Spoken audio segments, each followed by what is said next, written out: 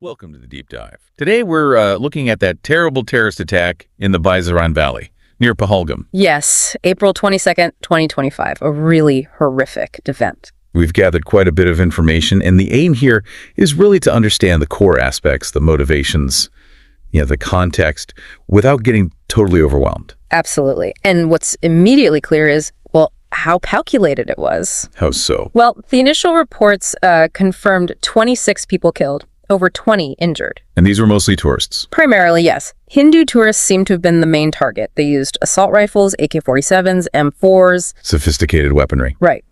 And the resistance front, the TRF, they actually claimed responsibility at first. They did, citing opposition to Indian residency policies, something about demographic changes. Exactly. But then, maybe 4 days later, they retracted it. Retracted why? Claimed a communications breach, which, frankly, sounds a bit thin, especially when India is pointing fingers firmly elsewhere. At Pakistan? And Lashkar-e-Taiba? Precisely. India says they have digital trails, intelligence intercepts. It's messy. So this TRF group, likely in Lenti proxy, they claim it, then deny it. Yeah. What's the strategy there, do you think? It could be about deniability, couldn't it? Let the TRF, the sort of local group, take the heat initially, allows Pakistan to distance itself maybe, muddy the waters, like you said. Right. And this whole thing doesn't just appear out of nowhere. There's a long history here. Definitely. The insurgency in Jammu and Kashmir, it's decades old. And the more recent events, Article 370 revocation in 2019, the changes to domicile rules. The TRF themselves mentioned those as motives in their initial claim, so there's a direct line, at least according to them. And choosing Pahalgam, Baisaran Valley, the mini Switzerland, that feels deliberate too. Oh, absolutely. Pahalgam was relatively safe before, a huge tourist draw. Hitting it there, it's an attack on tourism, on the narrative of normalcy returning. A real escalation, targeting tourists like that. A very worrying one, yes.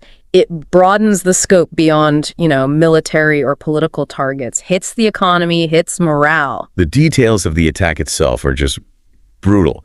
5 militants, military uniforms. Yes. Reports say they separated men, women, children. And subjected them to religious questioning. Names, asking them to recite the Kalima, even horrific things like checking for circumcision. Unbelievable. Then shooting them at close range. And there's intelligence suggesting they actually recorded it.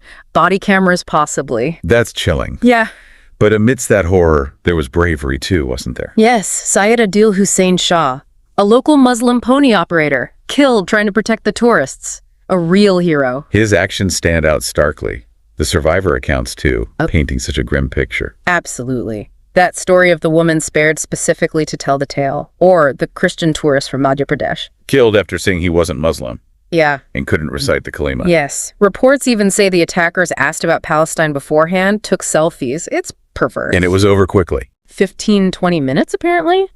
Then they vanished into the nearby forests. Triggered a huge security operation, obviously. So, 26 victims in total. Mostly Hindu men, the Christian tourist, and Syed Adil Hussein Shah. Right. From various Indian states, one from Nepal too, and notably some military personnel among them. Officers from the Air Force, Navy, even the Intelligence Bureau. Yes, including a Navy lieutenant on his honeymoon, shot after identifying himself as not being Muslim. It really shows the indiscriminate nature within their specific targeting.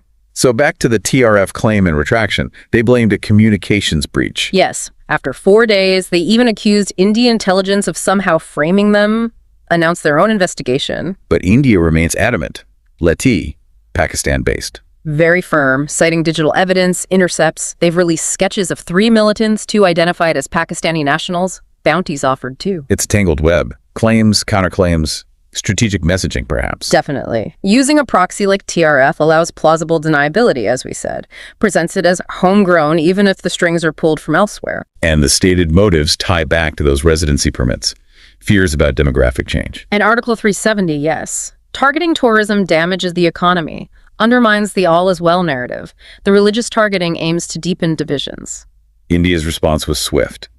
PM back early, Home Minister visit. Strong condemnation. And significant diplomatic moves against Pakistan, downgrading ties, suspending the Indus Waters treaty talks, border closures, visa actions, pretty serious steps. What about internationally? Condemnations came from Singapore, the Commonwealth, the U.S. concern from India's Supreme Court. China called for investigation but supported Pakistan. Pakistan denied involvement, called for a neutral probe. Iran offered to mediate. Domestically, big reaction, I imagine. Huge shock. Condemnation across the board. A Kashmir banned, protests. Sadly, also some reports of discrimination against Kashmiris elsewhere in India. Heightened tensions, border skirmishes too. And the investigation, the NIA is on it. Yes, National Investigation Agency. They've registered the case, collecting evidence, talking to witnesses. Key findings so far. They're reiterating the digital footprints leading to Pakistan, mentioning 4 or 5 attackers. Those sketches released identify specific Leti operatives, both Pakistani and local, with bounties. They say they've identified about 14 local overground workers who might have provided support. So the TRF, really just a front. That's the strong belief, yes. A proxy for Leti maybe trying to project this secular Kashmiri nationalist image to get broader support, legitimacy even. But their actions, like this attack, seem clearly religiously motivated. Their methods are broad then. Propaganda, planning, weapons. Social media, attacks, moving weapons, recruitment, infiltration, smuggling.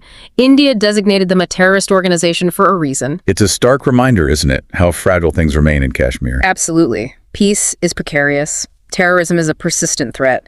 It needs a comprehensive approach. Security, yes, but also political engagement, community reconciliation. And the shadow of India-Pakistan tensions looms large over everything. Always. It complicates everything, assigning responsibility of finding solutions. A lot to think about. The ripple effects on the community, geopolitics, the future there. Thanks for digging into this with us on The Deep Dive.